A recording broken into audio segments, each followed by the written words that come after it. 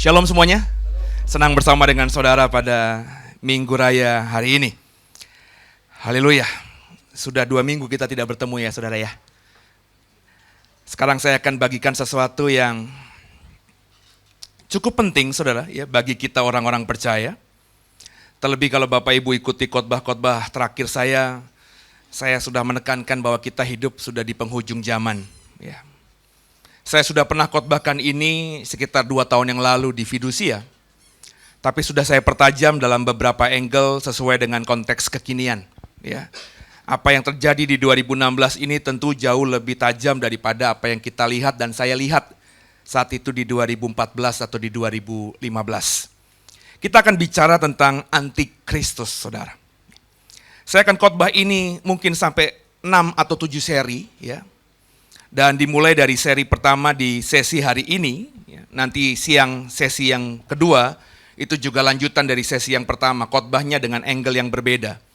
Tapi di minggu ini saya mau memberikan basicnya dulu, dasarnya dulu, pemahaman Alkitab yang paling mendasar tentang antikristus. Sebelum nanti tentunya kita mencoba menggali lebih dalam lagi, sehingga di 2016 ini kita bisa kira-kira dengan hikmat Tuhan menunjuk kepada siapa si antikristus itu. Nah menariknya saudara, terminologi antikristus ini adalah terminologi yang tidak sama sekali pernah diucapkan oleh Tuhan Yesus. Kalau Bapak Ibu sudah membaca kitab Injil Matius, Markus, Lukas, Yohanes, Bapak Ibu tidak akan pernah menemukan terminologi antikristus keluar dari pengajaran mulutnya Yesus. Tapi meskipun tidak ada, Yesus tidak mengajarkan, ada beberapa ayat di kitab Injil secara tersirat, bukan tersurat ya, tersirat.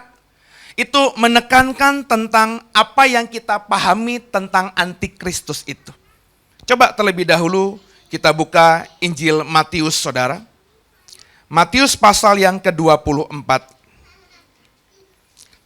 Kita coba baca terlebih dahulu dari ayat 15 sampai dengan ayat yang ke-28, nanti minta tolong Marcel baca dengan cepat.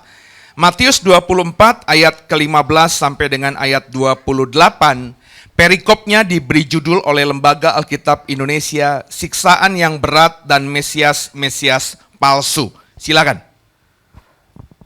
Jadi apabila kamu melihat pembinasa keji berdiri di tempat kudus, menurut firman yang disampaikan oleh Nabi Daniel, para pembaca hendaklah memperhatikannya. Maka orang-orang yang di Yudea haruslah melarikan diri ke pegunungan. Orang yang sedang di peranginan di atas rumah, janganlah ia turun untuk mengambil barang-barang dari rumahnya. Dan orang yang sedang di ladang, janganlah ia kembali untuk mengambil pakaiannya. Celakalah ibu-ibu yang sedang hamil atau yang menyusukan bayi pada masa itu. Berdoalah, supaya waktu kamu melahirkan diri itu jangan jatuh pada musim dingin dan jangan pada hari Sabat. Sebab pada masa itu akan terjadi siksaan yang dahsyat, seperti yang belum pernah terjadi sejak awal dunia sampai sekarang dan yang tidak akan terjadi lagi. Dan sekiranya waktunya tidak dipersingkat, maka dari segala yang hidup tidak akan ada yang selamat. Akan tetapi oleh karena orang-orang pilihan waktu itu akan dipersingkat. Pada waktu itu jika orang berkata kepada kamu, lihat Mesias ada di sini atau Mesias ada di sana, jangan kamu percaya. Sebab Mesias-Mesias palsu dan nabi-nabi palsu akan muncul, dan mereka akan mengadakan tanda-tanda yang dahsyat dan mujizat-mujizat, sehingga sekiranya mungkin mereka menyesatkan orang-orang pilihan juga. Camkanlah, aku sudah mengatakannya terlebih dahulu kepadamu. Jadi, Apabila orang berkata kepadamu, lihat, ia ada di padang gurun, janganlah kamu pergi ke situ. Atau lihat, ia ada di dalam bilik, janganlah kamu percaya. Sebab sama seperti kilat memancar dari sebelah timur dan melontarkan cahayanya sampai ke barat, demikian pula lah kelak kedatangan Anak Manusia. Di mana ada bangkai, di situ burung nasar berkerumun. Di ayat yang barusan dibaca memang tidak ada kalimat antikristus di situ, saudara. Ya. Tapi kalau kita lihat ayat 23, Yesus mengatakan pada waktu itu, jika orang berkata kepada kamu, lihat, Mesias ada di sini atau Mesias ada di sana, jangan kamu percaya. Itu kenapa berulang kali dalam banyak khotbah saya sering kali menyelipkan kalimat ini.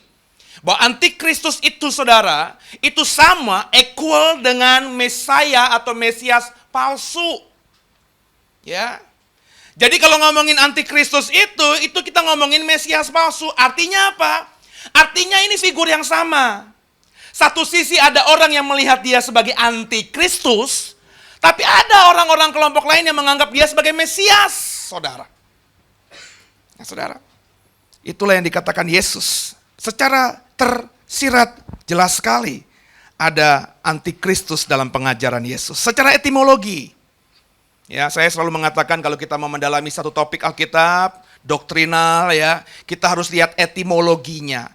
Apa sebenarnya arti kata antikristus itu? Kalau Bapak Ibu membaca atau mendalami Alkitab dalam bahasa aslinya, bahasa Yunani, antikristus itu berarti dua. Bisa artinya orang yang menentang Kristus, juga bisa berarti orang yang menggantikan posisi Kristus. Itulah yang dimaksud dengan antikristus. Orang yang menentang Kristus itu bisa berarti orang yang tidak percaya kepada Kristus, bisa jadi orang yang menyangkali Kristus, bisa juga orang yang hidup tidak seperti Kristus. Jadi kalau Bapak Ibu merasa dirimu tidak percaya kepada Kristus, Bapak Ibu merasa dirimu adalah orang yang menyangkal Yesus, Bapak Ibu hidupnya tidak seperti kepada Kristus, tidak mirip seperti Kristus, sebenarnya Bapak Ibu masuk dalam kategori sebagai antikristus. Orang-orang yang menentang Kristus. Sisi yang lain, antikristus secara etimologi adalah orang yang menggantikan posisi Kristus. Mesias palsu itu, ya, mengambil tempat Kristus. Kristus yang posisinya harus seperti ini, diambil, dikudeta begitu, oleh orang lain, sehingga orang lain ini menempatkan dirinya, posisinya seperti Kristus di hadapan banyak orang. Nah, kalau ngomongin etimologi arti yang kedua tadi, memang belum banyak kita lihat di dunia ini. Ya, secara 1-2 hitungan, nggak sampai hitungan jari, ada orang-orang yang mengatakan sayalah Kristus itu. Saya inkarnasi Kristus, tapi tidak banyak, saudara. Ya, tapi kalau orang-orang yang memposisikan dirinya sadar, tidak sadar, langsung, tidak langsung sebagai penentang Kristus, itu banyak. Jangankan yang di luar gereja, yang di dalam gereja saja, kalau saya mau jujur, saudara, banyak kita memposisikan diri sebagai antikristus sebenarnya. Kalau Bapak Ibu ikutin khotbah saya nanti sampai seri ke-6, ya, Bapak Ibu akan paham. Ya, kalau Bapak Ibu jujur menilai dirimu sendiri, kau akan merasa aku antikristus ternyata. Ya, coba kita dalami apa kata Yesus soal antikristus dari Matius 24 ini. Apa kata Yesus tentang Mesias palsu atau antikristus itu? Yang pertama, saudara, dari Matius 24, ya, kita belajar antikristus dalam perspektif perkataan dan pengajaran Yesus, ayat 23. Kita ulang kembali baca bersama-sama. Matius 24 ayat 23, 3, 1, ya. Pada waktu itu, jika orang berkata kepada kamu, lihat Mesias ada di sini, atau Mesias ada di sana, jangan kamu percaya. Apa kata Yesus soal Mesias palsu atau antikristus ini, saudara?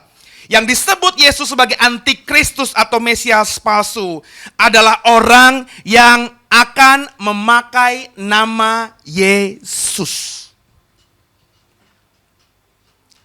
Coba kita bandingkan, saudara. Ayat keempat, ayat kelima dari Matius 24 tadi. Marcel bisa tolong baca. Matius 24 ayat yang keempat dan ayat yang kelima. Silakan. Jawab Yesus kepada mereka, waspadalah supaya jangan ada orang yang menyesatkan kamu. Sebab banyak orang akan datang dengan memakai namaku dan berkata, akulah Mesias, dan mereka akan menyesatkan banyak orang. Banyak orang akan datang dengan memakai namaku dan berkata, akulah Mesias. Dan mereka akan menyesatkan banyak orang. Kira-kira kita pakai logika, saudara. Ya, saya selalu mengatakan Alkitab ini harus dipahami, diteliti, dicermati dengan logika, dengan pikiran kita. Ya, saya selalu berkata kalau ada orang berdiri di mimbar ini pokoknya mengatakan Alkitab itu imanin aja, nggak usah pakai otak kita, nggak usah pakai pikiran kita. Ini pendeta harus belajar benar, saudara. Ya. Kenapa? Karena kita dikasih otak ini untuk mengerti, bukan cuma mengerti alam semesta. Oh, kenapa ada matahari? Kok kenapa matahari tempatnya di situ saja? Tapi juga untuk mengerti Alkitab ini. Ya, yang dikasih otak itu cuma manusia, saudara. Yang diberikan hikmat, marifat, kepintaran bisa sama seperti Yesus, bisa serupa, segambar seperti Yesus. Ingat saya pernah khotbah itu kan? Manusia itu diciptakan dengan potensi bisa serupa, segambar seperti Kristus. Only human, hanya manusia. Ya, yang namanya binatang nggak bisa, yang namanya tumbuhan nggak bisa. Nah, Bapak Ibu pakai itu. Ya, coba kalau saya tanya, kita pakai logika saja. Saya bertanya kepada saudara, kira-kira nih ya, kira-kira, coba renungkan. Yang bisa atau yang memakai nama Yesus dan memakai nama Yesus untuk kepentingan pribadinya, itu kira-kira siapa? Coba saya tanya ya, kalau saya tanya, Bapak Ibu, kalau nanti ada orang memakai nama Yesus untuk kepentingan pribadinya, itu kira-kira siapa?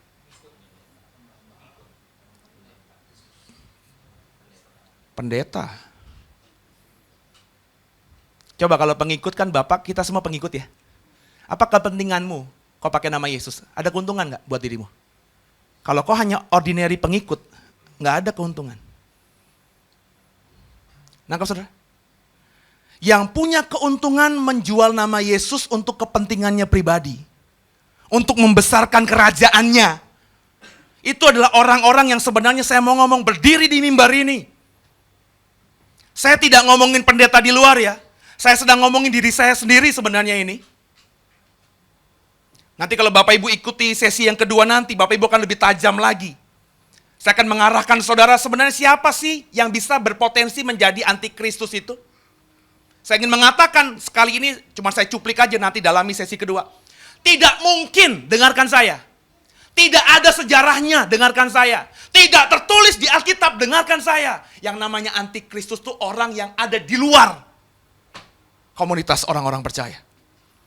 Saya mau ngomong sekarang, lihat kiri kananmu. Bilang sama kiri kananmu, lu berpotensi jadi antikristus. Ngomong cepat. Oh iya Pak. Semua kita di ruangan ini berpotensi menjadi antikristus. Dengarkan saya ya. Itu yang di luar sana, yang pakai baju putih-putih, yang kepalanya botak, sebutannya apapun itu. Kalau dia bukan orang Kristen, sama sekali tidak berpotensi menjadi antikristus itu. Ya. Nanti di sesi 2 akan saya jelaskan. Ayatnya jelas sekali, tergambar sangat telanjang. Nah Bapak Ibu, ayo sama-sama. Saya sudah berkata berkali-kali, ya. Itu makanya di gereja ini saya nggak pernah ngajarin saudara untuk amin-aminkan khotbah saya kan. Kemarin saya di Perth saudara. Saya pelayanan di 2 gereja hari Minggu dan di komunitas full gospel ya. Itu saya khotbah di amin-aminin. Saya bilang apa amin? Ya, saya agak marah gitu saudara. Kenapa diaminkan? Ngerti amin nggak saudara? Ya. Karena kata amin itu bahaya kalau bagi saya ya.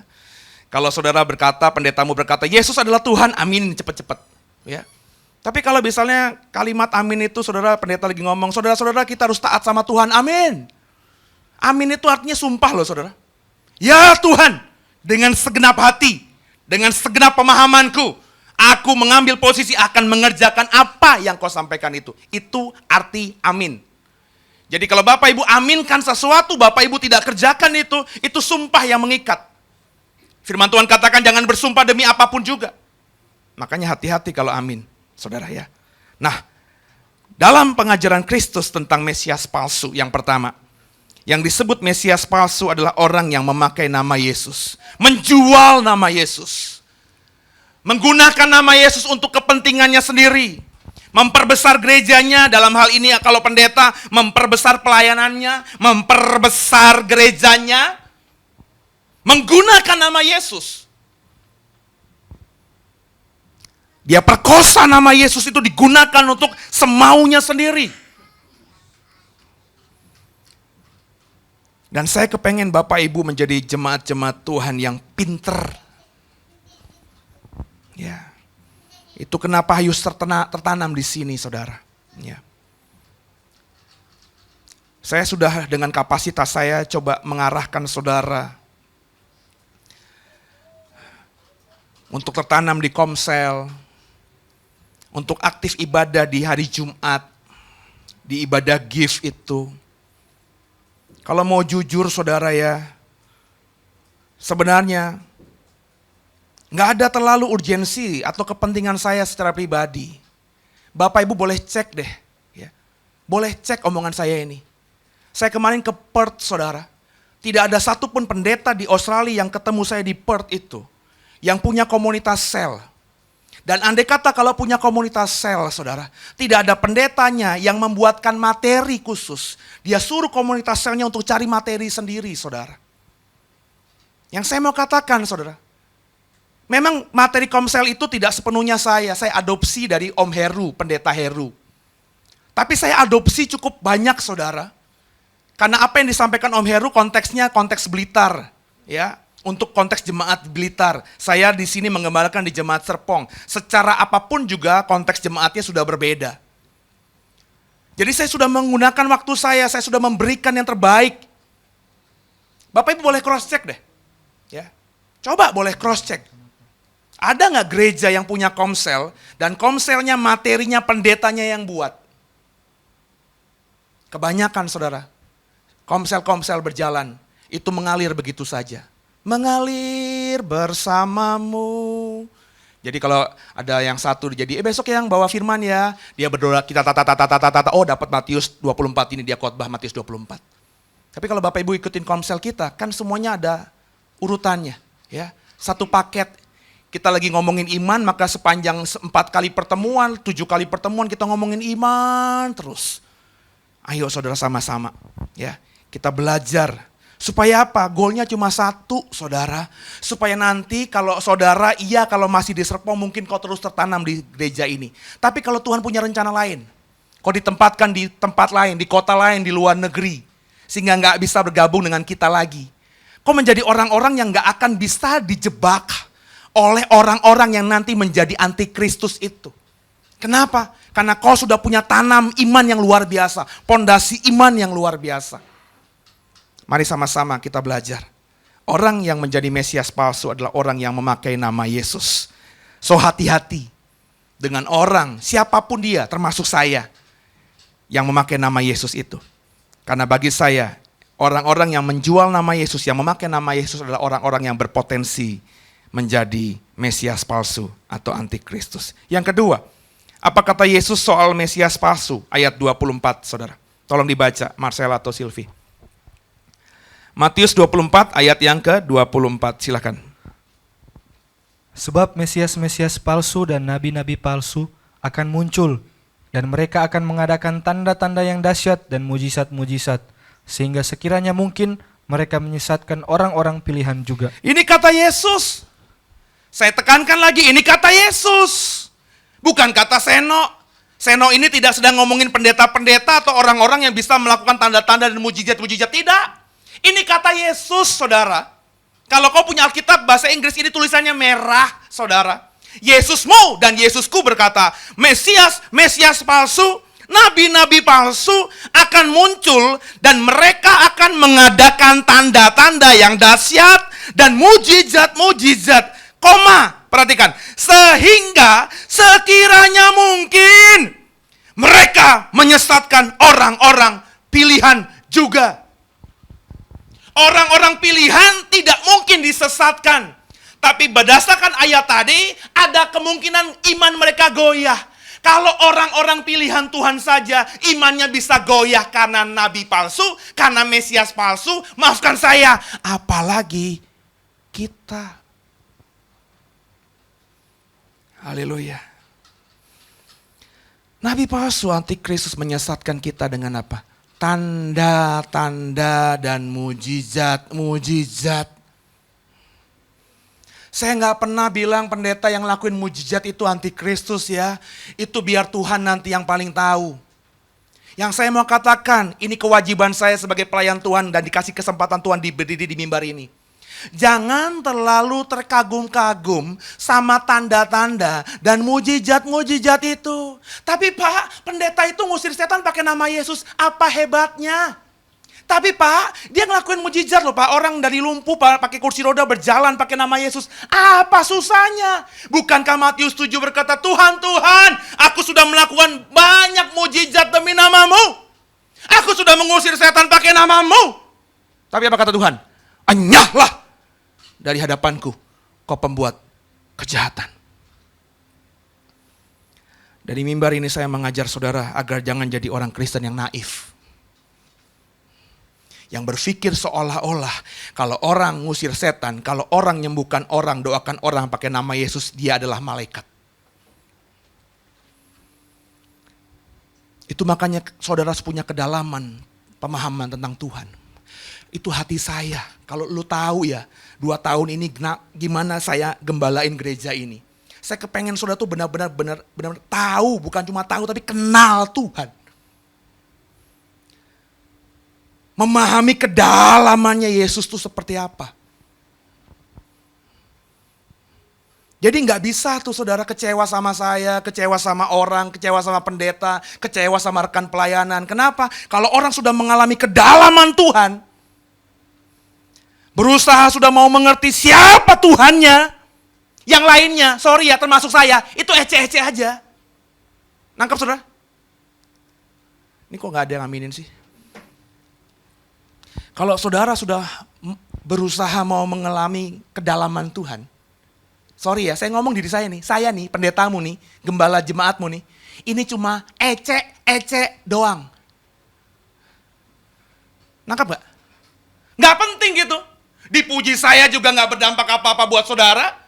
Saya mengecewakan saudara juga gak berdampak apa-apa buat saudara. Kenapa? Karena kau sedang mau mencari Tuhan. Itu loh saudara. Saya kemarin ke Perth ngalamin ketemu gereja saudara yang gak bertumbuh sama sekali. Karena kecewa dengan pelayan-pelayan Tuhan di situ. Dan saya sebagai orang yang dimintakan masukan gimana, harus solusinya gimana. Saya cuma bilang semuanya 2 sisi. Baik pelayan yang katanya tidak melayani sungguh, punya kepentingan sama jemaat. Itu fokusnya harus Tuhan. Goalnya harus Tuhan. Jemaat datang ke gereja bukan karena ngeliat pendetanya, pelayan Tuhannya, tapi cari Tuhan. Pelayan Tuhannya juga ke gereja bukan cuma cari nama, dikasih kesempatan bisa khotbahin orang-orang, menyentil orang-orang jemaat, tapi benar-benar melayani Tuhan. Kalau goal tujuannya sama, hatimu dan hatiku sama menuju ke tempat ini saudara, maka saudara tidak akan pernah nantinya bisa digoyahkan oleh antikristus. Meskipun dia dengan tanda-tanda yang luar biasa bombastis.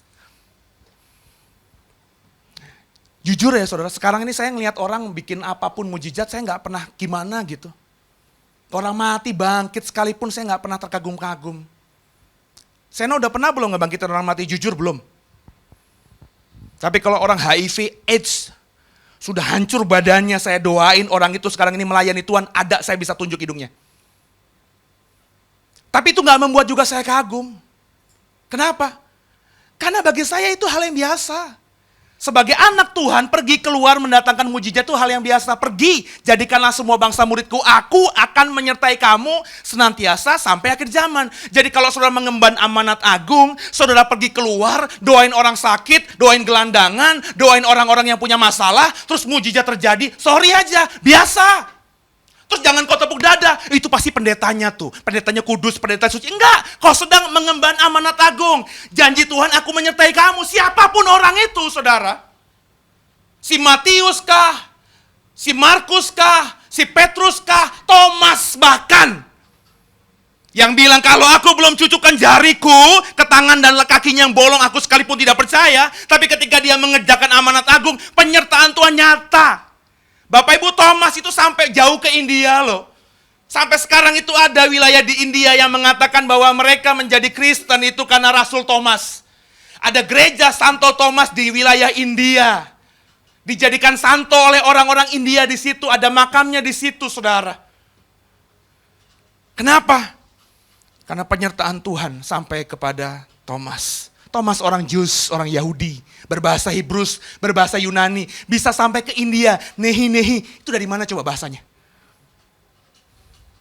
Tapi Tuhan menyertai. Saya nggak jago bahasa Inggris, saudara. Nggak jago. Kemarin saya ke Australia itu agak bermasalah. Karena saya baca buku Inggris. Saya pasif, saudara kirim email ke saya pakai bahasa Inggris, saya ngerti. Tapi kalau untuk praktis ya, itu keluh. Ya. Tapi hampir 2 minggu di sana, saya nggak bermasalah ketemu orang bule, ketemu orang yang berbahasa Inggris di sana. Bisa aja gitu nyambung gitu ya. Ketika pulang kemarin, saya nggak beli apa-apa. Pertama nggak bawa duit juga. Ya. Saudara tanya aja isi saya dibekalin cuma berapa duit gitu ya. Dan saya tujuannya pelayanan, saya laki-laki, kemarin ke sana teman-teman bilang, ada yang mau entertain saya, Pak Seno mau kesini nggak? Saya karena orang sudah menawarkan, saya nggak enak nolak gitu, saya ikut saja, tapi mereka bisa lihat gitu. Saya diajak ke, lupa sudah wilayah mana, itu ada perkebunan anggur, ada perkebunan juga coklat gitu ya. Terus nggak jauh dari situ ada koala, ada kanguru gitu saudara ya. Saya diajak ke sana ya. Terus Pak Seno nggak mau foto-foto gitu kan, foto-foto gimana, itu kayak bule-bule, jadi bule-bule tuh sama kanguru tidur-tiduran, cium-ciuman, difotoin gitu kan. Saya merasa, ini ngapain gitu kan ya. Terus ada juga, ada orang kayak di taman safari gitu bisa foto sama marmot, saudara marmot tuh gede sekali gitu ya, bisa gendong dia terus difoto, orang ngantri gitu, orang bule-bule ngantri, saya pikir ini orang kurang kerjaan. Sampai yang teman saya yang ngajak itu mungkin mikir, salah gue ngajak Seno ke sini gitu ya. Bayarnya mahal gitu ya, tapi dia nggak mau foto ya. Yang saya mau katakan, saya emang nggak pengen kemana-mana, tujuan saya cuma pelayanan ya. Singkat cerita saudara, ya meskipun Tuhan tahu lah ya gitu ya, maksudnya nggak bawa apa-apa gitu ya, itu dibekalin banyak sekali sama jemaat, sama orang yang kenal saya. Tanya istri saya bawa 2 koper ya, 1 koper full penuh baju-baju kotor, 1 full itu semuanya bawaan orang-orang buat saya oleh-oleh. Terus over baggage, sudah tahu dong over baggage gitu, kelebihan bagasi, ya. Dan yang ngomong itu bukan orang Indonesia di bandara, orang bule itu bermasalah bagi saya. Orang bulenya orang bule Australia pula yang bahasa Inggrisnya bagus saudara, gitu kan ya. Jadi saya ngerti tapi gue ngomongnya gimana gitu. Kalau sama orang Malay, orang Asia gitu, saya agak lebih berani ngomong bahasa Inggrisnya. Tapi bisa nyambung gitu, ya. Yang saya mau katakan saudara, kalau Tuhan sudah menyertai kita. Ya. Mujizatnya tuh ada. Saya bilang sama saudara kan, kalau saudara aktif lihat Facebook saya kemana-mana tuh naik Rolls Royce saudara. Di sana, Rolls Royce beneran. Ya. Saya sampai dalam hati, Tuhan gila, gue nggak mungkin bisa punya Rolls Royce ya. Di Indonesia aja lihat Rolls Royce aja nggak ada. Saya di sana hari pertama, yang punya rumah yang undang saya bilang, Pak Seno nih kunci. Ya, nanti Pak Seno kalau tahu jalan kemana-mana bawa aja Rolls Royce. Saudara. Panik juga gitu kan ya. Pertama di sana tuh kalau parking nggak bisa sembarangan kayak di sini, ya harus bayar koin segala macam, saudara ya. Singkat cerita saya pernah pergi sendirian, ya, terus berhenti itu harus bayar koin, ya, bayar parking. Kan saya kan orang sini. Nggak ada tuh gitu-gitu kan, bayar koin, gue mau tinggal aja gitu. Sebenarnya gue tinggal juga nggak apa-apa, kalau ditilang kan yang ditilang kan dia kan, bukan saya kan. Cuma kan saya harus bayar gitu, tapi saya nggak ngerti itu gimana caranya, karena ada kartu, saya pikir itu kartu kredit, ternyata bukan. Jadi ada kayak kartu apa gitu yang mesti kayak kartu yang, ya kayak e-tol begitu ya. Tapi saya kan nggak megang, ada koin-koin aja. Tapi saya juga nggak tahu itu gimana caranya, ya karena keterangannya cukup ngejelimet. Saya terpaksa harus berkomunikasi dengan orang, saudara. Jadi saya panggil orang itu ya. Saya nggak tahu kalau saya suruh praktekin sekali lagi untuk ngomongnya, mungkin saya nggak bisa. Tapi di kondisi itu, di tengah putus asanya saya cuma Tuhan, gue pengen masukin koin ini supaya gue nggak ditilang gitu ya, supaya ada orang yang bisa ngerti omongan saya dan jalan, saudara, ya jalan ya. Kemana-mana saya sendiri di sana jalan. Yang saya mau katakan, Tuhan kalau sudah berjanji, Tuhan akan tepati janji. Saudara kekasih Tuhan, ya. Jadi jangan terlalu bangga dengan orang yang melakukan banyak tanda dan mujizat. Saudara harus dewasa secara iman. Sekarang ini masih banyak loh saudara, di sini saya bisa tunjuk kok. yang broadcast sesuatu yang bagi saya nggak perlu di broadcast gitu, ya. Mujizat apa di broadcast? Itu kenapa juga di gereja ini saya tidak pernah mengizinkan mimbar ini untuk berdiri orang-orang yang tidak saya kenal. Ya, saya punya link dari JKI itu, Bapak Ibu tahu kalau JKI itu nuansanya lebih ke ngeroh. Ya, beberapa pendeta JKI sudah ngasih saya, Pak, ini ada kita tamu dari Afrika, tamu dari Amerika, tamu dari Eropa, punya karunia A, B, C, D, E, mau datang ke Jakarta. Pak Seno mau nggak berkhotbah di gereja Bapak? Saya cuma dalam hati bilang gini, Tuhan, gue nggak kenal mereka. Mereka punya kesaksian apapun saya nggak kenal, nggak tahu, ya. Dan saya jujur orang yang benar-benar takut mimbar ini digunakan oleh orang-orang yang tidak saya kenal. Makanya daripada saya kasih mimbar ini kepada orang Afrika, orang Eropa, orang Amerika yang tidak saya kenal, lebih baik saya serahkan mimbar ini kepada orang-orang yang saya kenal. Ya, mulai Silvi, Bu Alvina, Pak Edi, Pak Riko, nanti berikutnya pasti ada dari saudara. Saya lebih mempercayakan ini kepada saudara. Orang yang udah gue tahu, paling gak setahun ini kita kenal daripada orang-orang yang gak saya kenal. Ayo sama-sama saudara, kita belajar, mempelajari kata Yesus tentang apa itu Mesias palsu. Terus menghadapi Mesias palsu gimana kata Tuhan Yesus berdasarkan Matius 24 ini. Coba yuk kita pelajari. Ayat yang keempat. Matius 24 ayat 4, tolong Marcel dibaca. Jawab Yesus kepada mereka, waspadalah supaya jangan ada orang yang menyesatkan kamu. Waspadalah dalam bahasa Yunani blepo, artinya perhatikanlah, berjagalah.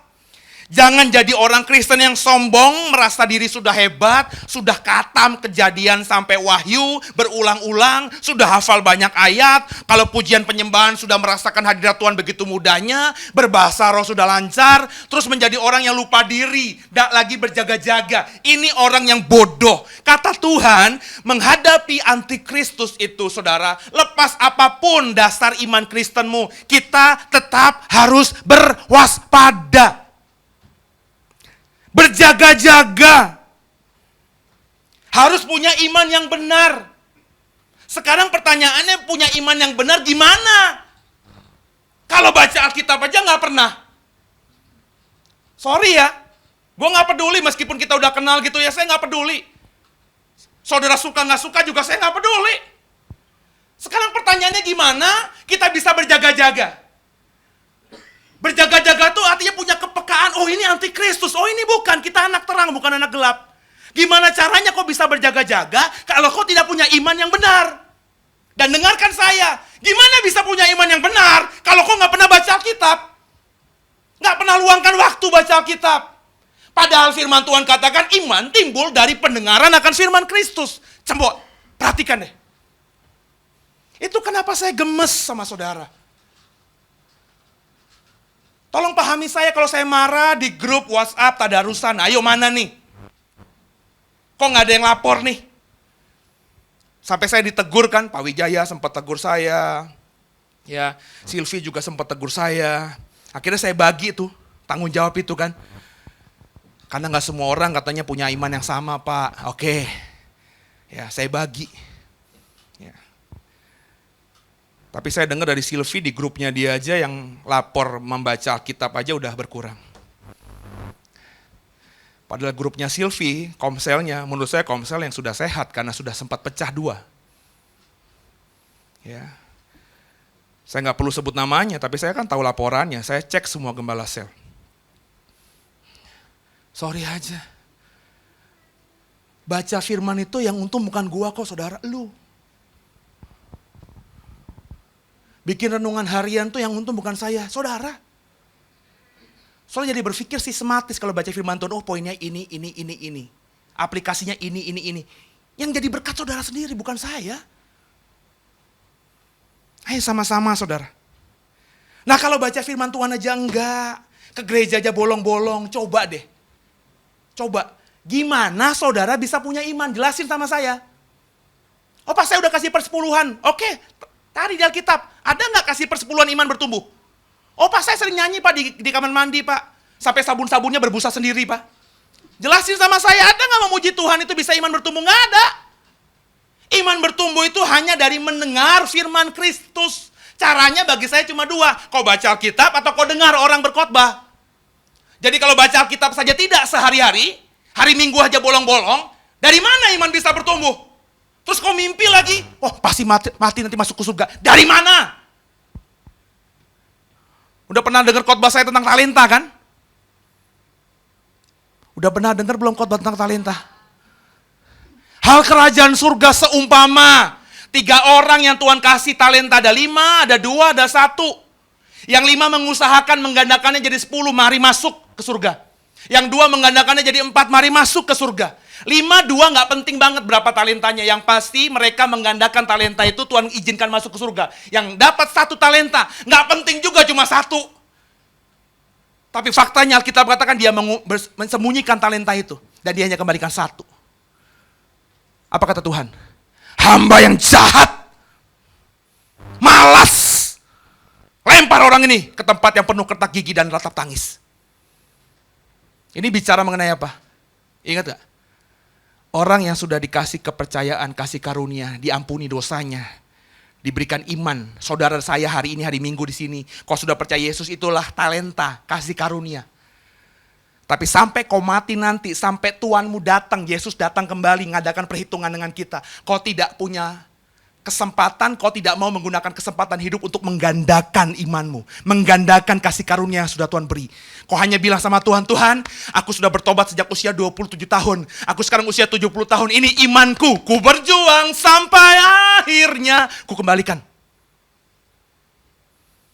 Dari kau bertobat sampai kau mati, kau sama sekali tidak pernah menginjili orang. Gak peduli sama orang lain yang belum terima Yesus. Padahal itu masih hubungan darah dengan kita. Ada kakakmu, ada adikmu, ada iparmu, ada mertuamu, ada keponakanmu, ada tetanggamu, ada kerabatmu, ada sahabatmu. Kau setiap hari bisa kongko-kongko di Starbucks, ngopi-ngopi, ngomongin bola, ngomongin segala macam, berjam-jam. Tapi selama kau berkumpul dengan mereka, sekelu lidah ini ngomongin Yesus. Sorry aja, sebagai pelayan Tuhan saya berani mempertanggungjawabkan omongan saya ini. Mimpi! Kalau saudara berpikir mati, masuk ke surga. Baca perumpamaan talenta sekali lagi. Khotbahnya sudah saya upload di YouTube. Artikelnya juga sudah saya upload di website. Kekasih Tuhan, waspada. Berjaga-jaga. Punya iman yang benar. Yang berikutnya yang kedua, gimana kita bisa menghadapi antikristus kata Tuhan. Ayat 23b, ayat 26b. Atau tolong saja dibaca ayat 23 dan ayat yang ke-26. Silakan.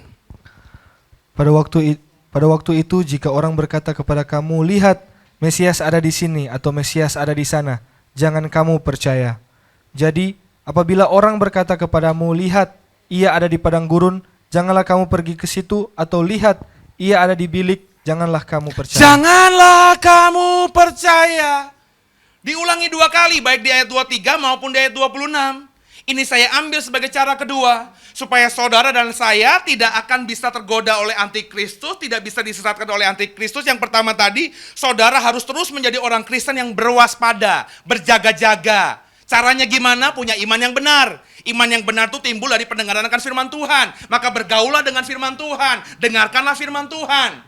Yang kedua, supaya saudara tidak terjebak dengan antikristus nantinya, jadilah orang yang tidak mudah percaya. Janganlah kamu percaya. 2 kali. Ini memang sikap negatif, saudara. Tapi bagi saya, sikap negatif yang baik. Coba di-compare. Kisah Rasul 17 ayat 11. Saya selalu pernah mengatakan ini, berkali-kali saya mengatakan ini dari mimbar ini. Kita harus contoh jemaat ini. Kisah 17 ayat 11. Silakan. Orang-orang Yahudi di kota itu lebih baik hatinya daripada orang-orang Yahudi di Tesalonika. Karena mereka menerima firman itu dengan segala kerelaan hati. Dan setiap hari mereka menyelidiki kitab suci untuk mengetahui apakah semuanya itu benar demikian. Ini jemaat Berea.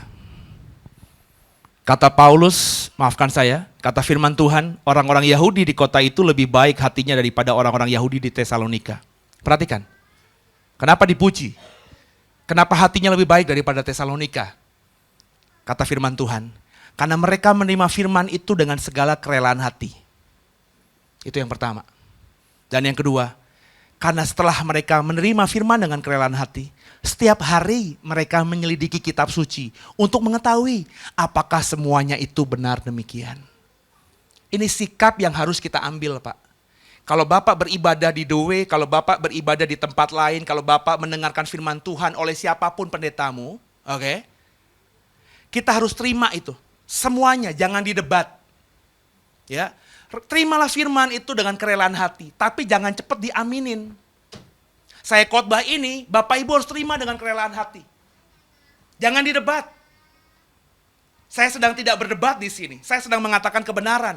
Maka Bapak Ibu harus menerima firman yang saya sampaikan dengan kerelaan hati. Tapi jangan cepat diaminin. Kita harus berjaga-jaga. Jangan cepat percaya tadi. Caranya gimana? Apa yang saya sampaikan itu, Bapak Ibu setiap hari harus selidiki. Apa yang saya sampaikan diselidiki lagi. Agar mengetahui apakah semua itu yang saya sampaikan benar atau tidak. Ya. Tapi gimana Bapak Ibu bisa selidiki? Orang khotbah saya aja saya nggak lihat ada nyatet. Gue nggak lihat ada nyatet di sini. Pak Edi di depan nyatet. Ya. Oh di belakang ada. Ya. Pak Cikal. Tapi nggak tahu dia buka apa dia. Itu loh maksud saya, saudara. Ya. Jadi dulu di gereja Tiberias kan diajarkan, saya juga mengajarkan, ayo bawa pulpen, itu bagus. Daripada lo amin-aminin khotbah-khotbah, ya mendingan catat, diem aja, terus lidiki lagi di rumah. Bener nggak? Kalau nggak bener, jangan didengar tuh pendeta, siapapun dia. Tapi ketika dia sampaikan firman di mimbar ini, terima dengan kerelaan hati.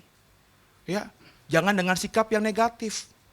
Harus dengan kerelaan hati, biar bagaimanapun dia hamba Tuhan. Dengarkan saya ya, andai kata saya salah, hukuman saya dari Tuhan lebih besar. Lu hakimin saya, lu berdosa juga. Jangan mengusik hamba Tuhan, itu Alkitab katakan. Jadi kalau saudara anggap saya salah, diemin aja. Saya nanti dihukum lebih besar dari Tuhan, oleh Tuhan. Kalau kita semua masuk neraka nih, oh enggak ya. Kalau kita semua masuk neraka nih, andai kata kita masuk neraka, didengarkan saya. Penghakiman neraka yang paling besar, paling pahit, paling panas, paling mengerikan tuh saya. Percaya deh. Kenapa? Karena saya mengajarkan saudara yang gak benar. Kalau kita masuk ke surga, sebaliknya. Oh iya Pak, saya yang akan dapat tempat terbaik. Kenapa? Saya berani mengatakan ya di atas ya tidak, di atas tidak. Dibandingkan saudara misalnya. Nah supaya kita equal, sama-sama dapat tempat terbaik, ayo ambil bagianmu. Semua saudara kan gak mungkin jadi pendeta dong. Mana mungkin semua jadi pendeta. Jemaat Doe total berapa? 120 jemaat. Jumlah pendetanya 120 pendeta, gila apa? Sekarang aja saya udah punya 3 pastor tuh diketawain sama orang lain loh saudara. Beneran gak bohong saya. Ya. Saya mau angkat lagi 1, mungkin nanti 2 lagi, elder saya angkat juga nanti kapan gitu ya. Itu diketawain orang. Dia berpikir, The Way gerejanya berapa sih Pak, jemaatnya Pak? Udah 300 ya, udah 500 ya, kok punya pastornya banyak banget. Saya punya temen itu Pak, ya dengerin saya ya. Udah 10 tahun menggembalakan Pak. Jemaatnya 300 orang Pak. Itu pastornya cuma dia doang Pak. Nggak ada yang lain ya. Mimbarnya ya cuma dia dan dikasih kepada pendeta tamu. Saya tuh dibilang sombong, oh belagu bener loh. Baru 2 tahun jemaat cuma berapa, 3 pastor, gaya-gaya pakai pastor lagi, bukan pendeta atau PDM atau PDP. Saya bilang mau gue lah, sama pakai panggil ustadz juga mau apa loh. Nggak ada aturannya kok, di JK itu puji Tuhan nggak ada aturannya. Jadi kalau nanti saya tiba-tiba dapat suara Tuhan, jangan pakai pastor. Pakai ustadz Paulus Suseno, mau apa loh. Orang tadarusan aja gue pakai kan ya Pak ya. Ayo sama-sama kita belajar. Jangan cepat percaya, jangan cepat mudah percaya. Inilah pelajaran tentang antikristus yang pertama. Ya, Yesus memang tidak dalam mengajarkan tentang antikristus. Di kesempatan berikutnya, sesi berikutnya nanti akan saya lebih dalam lagi dan minggu-minggu depan. Yang pertama tadi kita belajar, bagaimana kata Yesus tentang Mesias palsu itu. Mesias palsu itu adalah orang-orang yang memakai nama Yesus, menjual nama Yesus. Yang kedua, Mesias palsu itu akan muncul dengan tanda dan mujizat. Maka jangan terlalu kagum sama orang-orang yang memakai nama Yesus dan mempunyai mujizat dan tanda-tanda. Gimana menyikapi semua itu supaya kita tidak tersesat oleh nabi palsu atau Mesias palsu ini? Bapak Ibu harus waspada, terus berjaga-jaga, punya iman yang benar. Dan yang kedua tadi, jangan cepat percaya, jangan cepat percaya. Ujilah segala sesuatu itu. Kalau dikerjakan ini, Bapak Ibu akan punya pemahaman, pondasi yang benar. Sehingga nanti antikris muncul, Bapak Ibu paling tidak cepat terseret, terhisap oleh pengajaran dia. Karena punya bekal yang benar tadi. Teruslah bertumbuh dalam Tuhan. Saya percaya di akhir zaman ini akan banyak muncul antikristus itu. Dan sosok antikristus tunggal, si pembinasa keji tadi, segera akan muncul. Kita harus bersiap menghadapi dia. Caranya, persiapkan diri dengan benar. Selamat hari Minggu. Haleluya.